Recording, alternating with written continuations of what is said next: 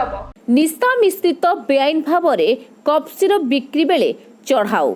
निशा मिश्रित बेआईन भाव cough syrup बिक्री करथिबा बेले जबत करिछि मरकतनगर थाना पुलिस।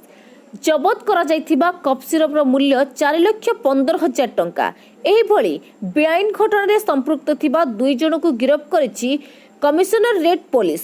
एमानंक सह केउ संस्था किंबा आउ अन्य कहार लिंक रहिछि कि नाही से नै तदंत प्रक्रिया जारी रहिथिबा आज सांबादिक सम्मेलन रे सूचना दैछंती कमिशनरेट पुलिस।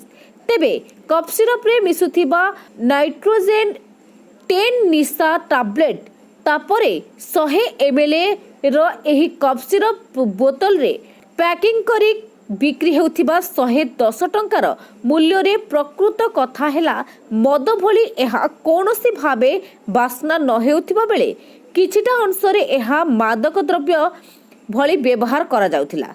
एहार प्रभाव रे निशा किंतु जोर रे हुए। खूब कम दाम रे ए सबु मार्केट रे सुविधा रे उपलब्ध होइथिबारु साधारणतः पक्षे कॉलेज पढ़ुआ पिला साजंती एहार मुख्य ग्राहक। तेणु एक विशेष सूत्ररू खबर पाई कमिशनरेट पुलिस लक्षाधिक टंकार कफ सिरप जबत करबा सह 2 जन को गिरफ्त करी कोर्ट चालान करिछि बोली पुलिस पक्षरु सूचना दिया जायछि। कटकरू जयंत कुमार राउत को रिपोर्ट, स्टार ओडिशा न्यूज।